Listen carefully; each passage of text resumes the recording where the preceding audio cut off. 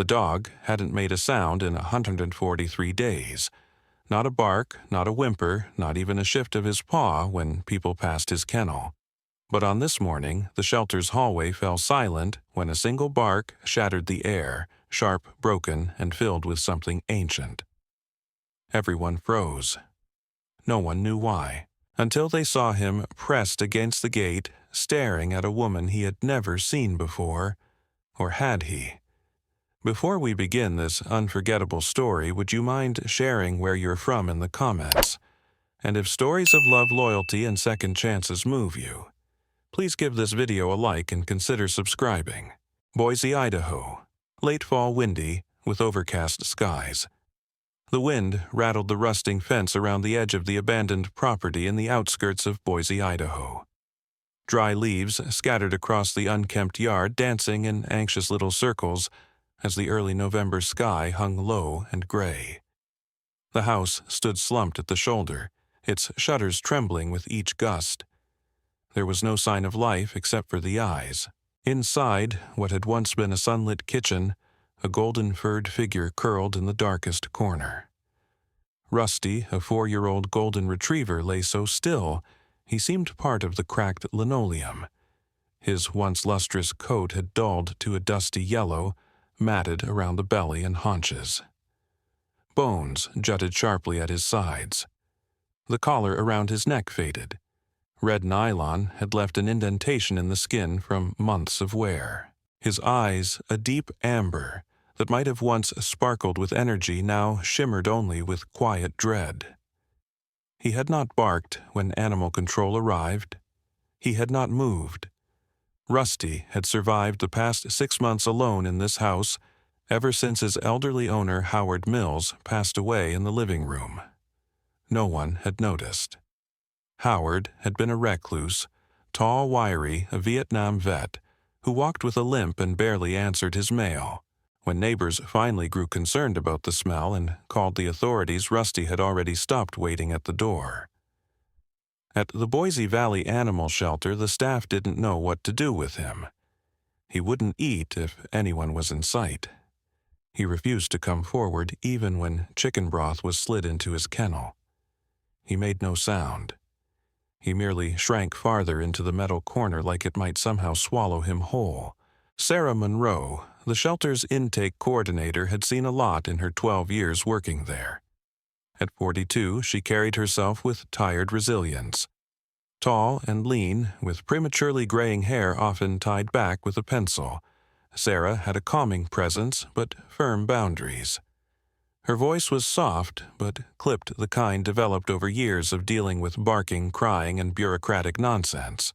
She had grown more guarded since losing her teenage son in a car accident 3 years earlier, a grief she carried quietly in her careful mannerisms and the deep creases beside her eyes. She knelt outside Rusty's kennel that first day and observed him without trying to engage. "He's not aggressive," she noted to her clipboard, "but he's broken, shut down." The shelter vet, a friendly woman named Dr. Logan, confirmed no major internal injuries. Malnourished, dehydrated with minor infections. Physically, he could heal. Emotionally, that was another story. Sarah named him Rusty because of the golden coat beneath the dirt and the hollow iron-like stillness in his eyes. "He looks like something left out in the rain too long," she murmured. They placed him in Kennel 22, the quietest one at the end of the hall where few visitors ever ventured. It was a small space with a thin window high up on the concrete wall. Light came through in pale slants during the morning, but was gone by noon.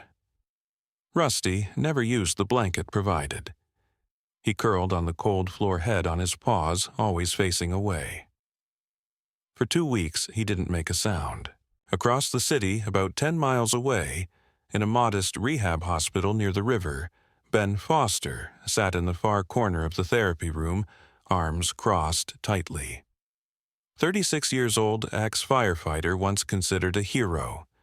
Now a man hollowed by trauma. His broad shoulders slumped under a loose sweatshirt that covered skin grafts stretching across both arms. His face, partially burned on the left side, bore the faint sheen of old scar tissue. His eyes, steel blue, once now dulled, rarely looked up. Ben had been in recovery for 8 months. An explosion during a wildfire had collapsed a roof, trapping him inside. He'd pulled out 2 residents before the structure gave way. His final act of heroism had cost him everything. He hadn't spoken to his family in weeks. He refused to take part in group sessions. The therapists called him a high wall. His physical therapist, a persistent woman named Darla Miller, had tried music therapy, tactile therapy, even dog therapy once with a cheerful Labrador that Ben had ignored entirely. Darla was in her late 40s, warm-spirited with bright green glasses and hair dyed the color of copper leaves. She was one of the few staff members who didn't tiptoe around Ben. "You're not the first man to feel like a ghost," she had once said, unflinching. "But you don't get to haunt yourself forever." Ben didn't respond. He rarely did. But that morning, as she adjusted his arm brace, Darla spoke as if to herself. "We took in a dog last week. Golden Retriever." "Just like your old partner, what was his name?" "Blaze." Ben flinched, his jaw tightened. He didn't answer. Darla nodded. "Well, this one's not doing too hot either. Won't even come out of the kennel. Like he's forgotten how to be a dog." She glanced at Ben. "Maybe you two have something in common." He stared out the window. Back at the shelter, Sarah sat alone in the break room, sipping bitter coffee from a chipped mug that read, "Adopt, don't shop." She scrolled through emails while the wind whistled against the shelter walls. The power flickered once. Somewhere in the back, a dog barked twice and fell silent. She paused, listening. From Kennel 22, nothing. She finished her coffee, picked up her clipboard, and walked the hallway. As she passed each kennel, paws scratched at wired tails, thumped a few noses, pressed eagerly against the bars. But when she reached the end, there he was. Rusty, unmoving, breathing, watching her from his corner like a statue carved from amber and dust. The first snow dusted the sidewalks of Boise like powdered sugar, the morning Ellie Gardner decided to clean out her mother's linen closet. The small craftsman home on Hawthorne Street had been quiet for months, too quiet. And Ellie had grown used to that kind of stillness, the kind that settled not just in rooms, but in bones. She folded each blanket methodically, stacking them with precision on the back seat of her old Subaru. At the foot of the pile sat a reusable grocery bag stuffed with paperbacks, mostly gently used fiction, the kind her mother had loved before the cancer made her too tired to read. Ellie, 39, had once been described by her college roommate as gentle, but made of iron.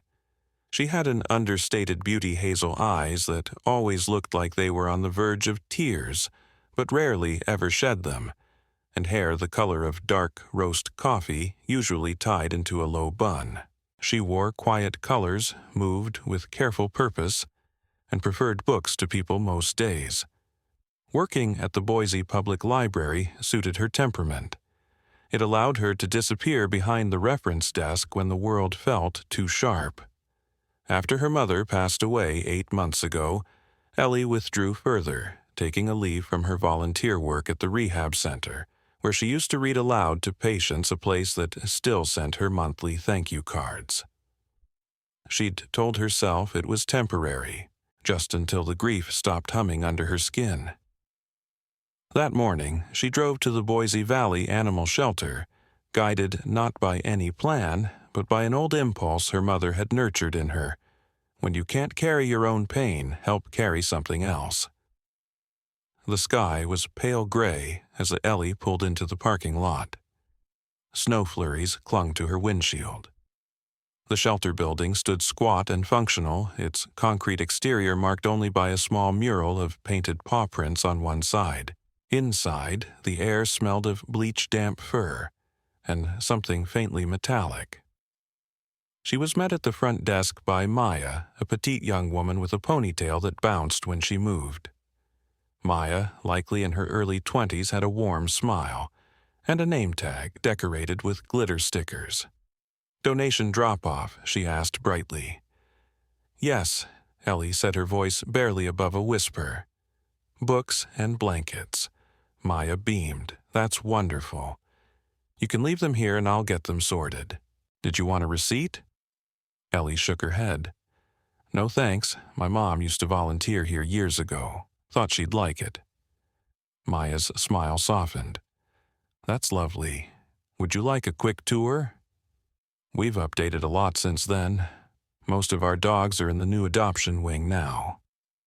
Ellie hesitated.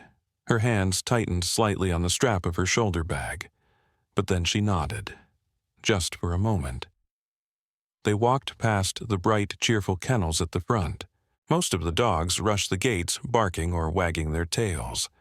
Ellie smiled politely, murmured a few words to a beagle mix with a crooked ear, but nothing in her stirred. At the end of the corridor, Maya paused. "This is our medical and behavior wing. These guys aren't quite adoption ready yet. Feel free to look, but we usually ask visitors to stay a step back." Ellie nodded. The lighting was dimmer here, fewer decorations, more silence. One kennel in particular caught her eye, not because it was noisy, but because it was so still. Inside, in the farthest corner, lay a dog that didn't move when she approached, a golden retriever. His coat pale and unkempt, his head resting between his front paws, eyes open but fixed on nothing. Maya spoke softly. "That's Rusty. He's difficult. Found in an abandoned house. Doesn't eat unless no one's around. Hasn't made a sound since we brought him in." Ellie didn't answer. She found herself lowering slowly to the floor, her back against the opposite wall, her legs folded neatly beneath her. It felt natural. She reached into her bag and pulled out a worn paperback, The Secret Garden, her mother's favorite. Without glancing at Maya, she opened to the first page and began to read aloud. Her voice was low, even practiced, like water flowing over stone. In the midst of the crying and the noise, Mary Lennox hid herself away. At first, nothing changed. Rusty didn't lift his head, didn't flick an ear, but Ellie kept reading page after page, letting her voice carry through the corridor like a lullaby. And then something happened. Rusty blinked, slowly. Then, without lifting his head, he turned it. Just slightly.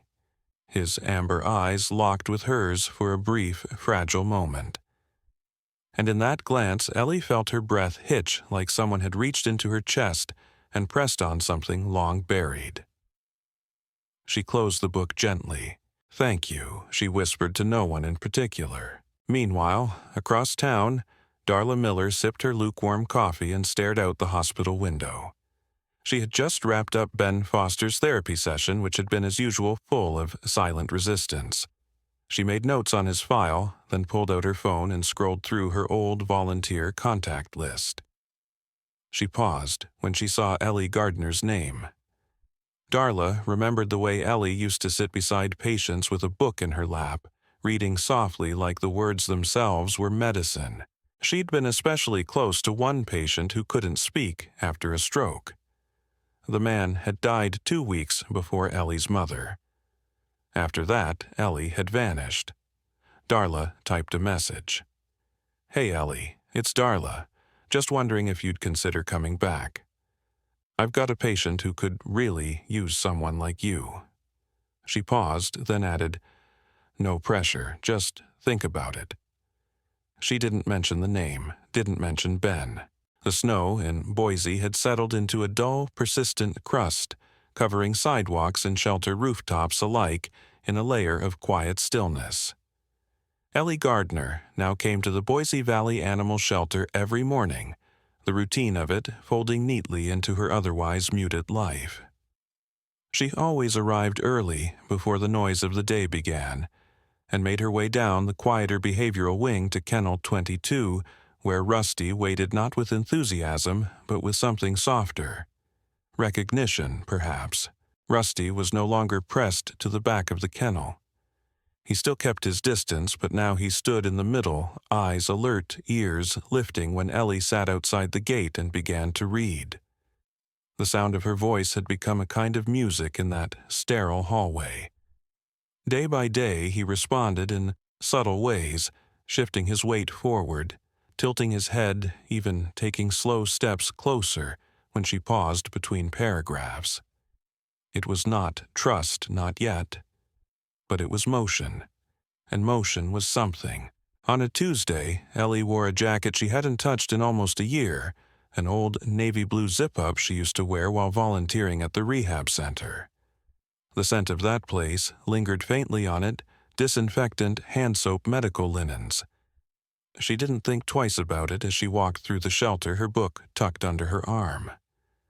As she approached Kennel 22 and took her usual place on the floor, Rusty was already standing. His body went stiff. His nose lifted slightly, and then, for the first time since she'd known him, he barked a sharp, short cry that startled Ellie enough to drop her book. She froze, heart racing. Rusty had leapt forward to the front of the gate, pressing his nose through the bars, sniffing tail, low but not tucked. There was no aggression in him, only something urgent. Ellie stared stunned. He barked again, a whine catching in the sound, and then backed up a step, head-cocked eyes burning with intensity. It was over as fast as it began. Rusty paced once in a tight, uncertain circle, and then lay down, facing her, breathing hard. Ellie's hands trembled slightly as she picked up the book. Her voice was too shaky to read. Instead, she whispered, "What was that, Rusty? What did you smell?" That night, after hours of turning the moment over in her mind, she texted Darla Miller. "Something strange happened today." Rusty barked. "First time. I think it was my jacket. It still smells like the rehab center." Darla didn't respond right away. When she did, it was a short message. "Interesting. I might know why." The next morning at the rehab hospital, Darla leaned against the edge of the therapy room wall, while Ben Foster did his usual resistance work in silence. The scarred skin on his forearms flexed under the bands, his face set in stone. He barely acknowledged her presence unless prompted. But today Darla didn't start with stretches. She simply sat beside him. "Can I ask you something?" she said, her tone lighter than usual. Ben gave her a sidelong glance. "Depends. Back during your firefighter days, you ever work with dogs?" He didn't answer for a long time. Then, without looking at her, he said, "Yeah, his name was Buddy, golden retriever." Ben nodded, smart as hell, trained to find people. He'd alert by circling and pawing the ground. Once pulled a kid from a collapsed chimney. Saved 3 people on his own. What happened to him? Ben's jaw tightened. "Last call we went on together was a barn fire near Jerome. Floor collapsed under us. I blacked out from the burns. When I woke up, I was in Boise. They said I was the only one recovered from inside. Said they never found the dog." His voice grew rough at the edges. "I had burns across 70% of my body. Couldn't walk. Couldn't even talk for a while. But I felt him. I remember. I think he tried to pull me. I felt his breath near my face before it all went black. He was licking my hand, I was sure of it." Darla didn't interrupt.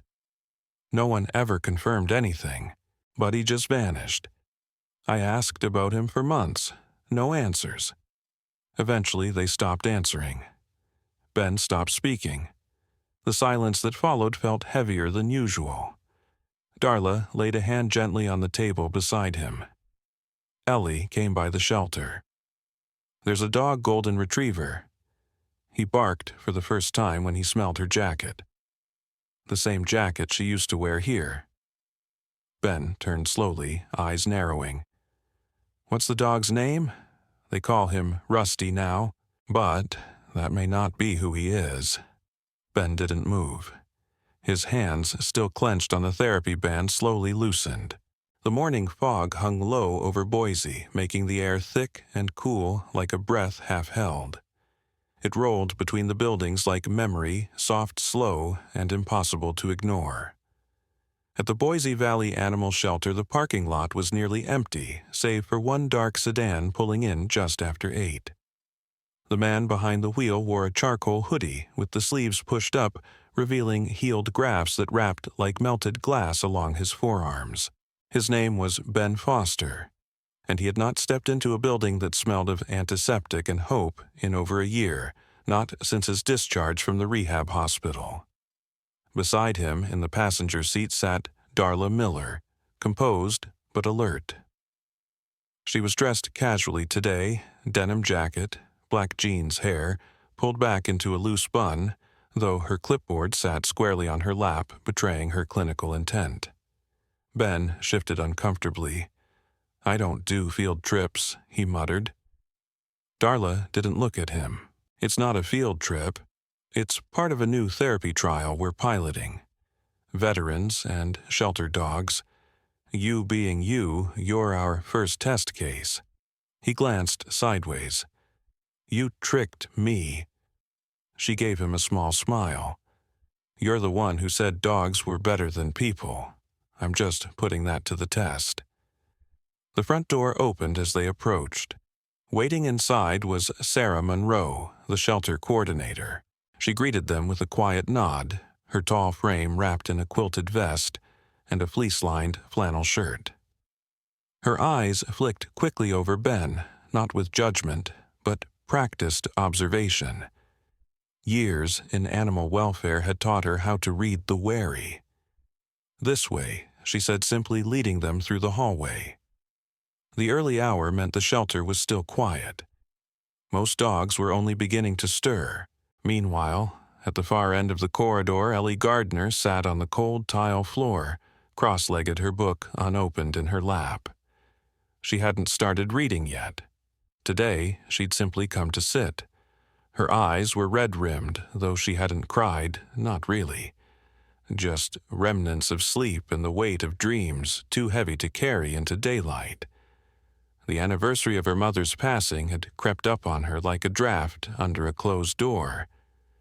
It had been a year yesterday. A quiet dinner alone. A voicemail she still couldn't delete. And now, here she was at the kennel of a dog that for some reason had begun stitching up wounds she didn't realize were still open. Rusty was lying with his head down, but ears slightly tilted forward. As usual, he faced her with that unmoving gaze. There was comfort in his stillness. She thought of him as a mirror, silent, damaged, but seeing. The sound of approaching footsteps broke the calm. Darla rounded the corner, first clipboard in hand, nodding to Ellie with a polite smile. Ben followed his steps, slower, more uncertain. He looked thinner in person than Ellie expected. Taller, too, the kind of tall that stooped under the weight of too much memory. His left eye still bore the faint imprint of an old skin graft that crossed the temple. Ellie stood slowly. "Ben, this is Ellie," Darla said. "She volunteers here." Ellie offered a hand, which Ben hesitated before shaking. His grip was brief, dry. Darla turned to Sarah. "This is the kennel." Sarah nodded. "You can observe from here, just don't crowd him." They stepped back as Ben moved closer to the bars of Kennel 22. Inside, Rusty stirred. At first it was nothing, just a twitch of the ear. Then his head lifted and he sat up slowly but steadily, his body aligning with the gate. A soft sound, half whine, half breath, escaped him. He stood, took a step forward, then another, until his nose nearly touched the metal. His eyes were wide nostrils flaring. Ben stared, unmoving. Then, in a voice that had once barked orders through smoke and flame, Ben spoke a single word: "Stand by." Rusty responded instantly. He froze, posture straightening, ears erect. It wasn't coincidence. It was memory. It was command recognition, the kind that came from hundreds of hours in training and even more in the field. His tail gave the barest twitch. Ben's voice cracked. Buddy Rusty whined again, then did something no one had seen him do before he wagged his tail. Ellie pressed a hand to her chest. Something deep inside her broke open, not in pain, but in relief, like a pressure valve being released. She watched as the dog, who once shrank from all human presence, now leaned forward, pressing against the gate eyes locked on the man who had uttered his name from another life. Later, outside the kennel, Ellie sat on a bench beneath a skeletal tree, watching the shelter dogs being let out one by one into the enclosed yard.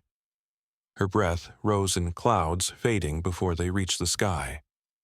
Ben approached slowly, his hands in his jacket pockets. He didn't sit but stood beside her, gaze fixed forward. "He knows you," she said. Ben nodded. "Or remembers something that sounds like me." Ellie glanced at him. "You don't believe it?" "I don't know what I believe. But for a second, when I saw his eyes, it felt like waking up. They didn't speak for a long while." Ellie finally said, "When my mother was dying, I used to read to her. Even when she was unconscious. I thought it didn't matter. But then one day she squeezed my hand mid-sentence." Ben looked at her. "And you believed she heard you?" She nodded. "I still do." Ben exhaled slowly, then murmured, "Maybe dogs do the same." The frost that clung to the rooftops in Boise had begun to melt by mid-morning, but the air still held the brittle sharpness of late winter. Inside the small examination room at the Boise Valley Animal Shelter, the mood was heavier than the season. Rusty sat quietly on the padded table, unusually still but not afraid. His body no longer trembled the way it had just weeks before. Instead, he watched the room with alert, intelligent eyes flicking between the woman holding a tablet and the man who sat beside him, hand resting gently on his back. Dr. Logan, the shelter's lead veterinarian, was in her early 50s, with sharp cheekbones, silver-streaked black hair pulled into a no-nonsense bun, and a voice that rarely rose above a calm murmur. Known for her precision and patience, she was the type of person who didn't rush conclusions or emotions. Today, though, her typically neutral face carried something softer. "I've reviewed the old records," she said, turning the screen toward Ben Foster, who leaned in, jaw tight. "The microchip is too degraded to read, but everything else, it matches. The half-moon scar on the right shoulder, the fractured lower canine. The way he responds to that command, 'Stand by,' all consistent with the training protocol used in field units." Ben didn't answer right away. His hand stayed firm on Rusty's back. Rusty Buddy now unmistakably leaned into the contact. Dr. Logan continued, "There's no medical doubt in my mind that this is your dog." Across the room, Sarah Monroe stood with arms crossed. She had been present for every test, every scan. Normally the voice of pragmatic caution, Sarah, tall, angular, her features usually set in a line of tired realism, had nothing skeptical to say. She had watched Rusty transform before her eyes, and she more than most knew that some truths didn't need to be proven to be real. "So what now?" Sarah asked gently. Ben looked up. "Now he comes home." The paperwork was completed the same day. Rusty, legally still under that name in the shelter's records, was transferred into Ben Foster's care. Adoption fees were waived. A local nonprofit covering medical and behavioral support for veterans with service animals stepped in to assist with food and supplies. Everyone in the shelter staff gathered to say goodbye. Rusty didn't hesitate as he walked beside Ben out the front doors, no leash needed. His gait was steady, tail low, but wagging ears perked. He glanced back only once toward Ellie standing by the entrance with a book in hand. Ellie smiled and waved. "I'll see you soon, okay?" Ben looked at her. "He's going to miss story time." "So will I." A week later, the room at the rehab hospital where Ellie used to read sat occupied again. not by patience this time, but by a different kind of listener. Ellie had resumed volunteering, now accompanied by Rusty, who lay at her feet, his head resting on her boots, eyes closed, but ears twitching at every change in her voice. The patients adored him. One stroke survivor, a retired carpenter named Harold, had burst into tears the first time Rusty licked his hand.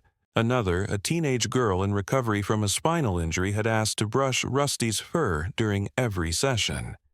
He let them all. Calm, steady listening. Ellie, sitting with her usual worn paperback, felt different now. She hadn't realized how much she had missed herself in this role, surrounded by silence that wasn't empty but full of presence. Rusty's, the patient's. Even her own mother's voice seemed to echo in her mind again, no longer painful, but warming. Ellie had carried so much grief in stillness. Now she carried hope in it too. Outside the hospital, life had begun to shift as well. Ben and Ellie found themselves in each other's orbits more often, driving Rusty to retraining classes together, stopping for coffee afterward. They spoke of little things, at first whether work what books Ellie had picked out. But in time, the conversation deepened. Ben wasn't a talker by nature, but with Ellie he allowed more to surface. He told her about the dreams, sometimes dark, sometimes peaceful, about the guilt that clung to him long after the flames had died. Ellie, in turn, shared memories of her mother's final days, of the silence that followed and the strange loneliness of being the last person someone loved. They didn't rush anything, didn't name what was forming. But it was there in the shared routines, the glances across the front seat of the truck, the way Rusty always positioned himself between them, as if claiming them both. One early spring afternoon, Ellie sat on the porch of Ben's small rental house on the edge of town. The yard was modest, but fenced grass still brown from winter. Rusty trotted happily across it, stopping occasionally to sniff or roll. His coat had grown fuller, richer. The tremors had vanished. He seemed younger than he had weeks ago. Whole. Ben stepped out with 2 mugs of coffee, handed one to Ellie, then sat beside her. "You ever wonder where he's been all this time?" Ellie asked. Ben nodded slowly. "Every night. You think we'll ever find out? Maybe. Maybe not." He sipped. "But maybe it doesn't matter." Ellie glanced at him. Why not Ben looked out at Rusty, who had just flopped onto the porch with a huff and laid his head on Ben's boot? Because he found his way back. Sometimes the deepest wounds are the ones no one can see, grief buried in silence, trauma locked behind still eyes, and hope that flickers so faintly we forget it's still there. But every now and then in the quiet corners of the world, God sends a sign. Not through lightning or thunder, but through a wagging tail, a familiar bark, or a gentle presence that speaks louder than words ever could. This story is a reminder that no one is ever truly lost. Not a broken dog, not a grieving soul, not even a wounded firefighter. Because in the mystery of God's grace, lost paths can cross again, old hearts can find new homes, and the light can return one soft footstep at a time. If you believe in second chances and divine timing, in the healing power of love that only God can orchestrate, type Amen in the comments and say a prayer for all the Rustys and Bens and Ellies out there who are still finding their way. Don't forget to like, comment, and subscribe to our channel for more true stories that restore faith in humanity. And may God bless you and your loved ones today and every day forward.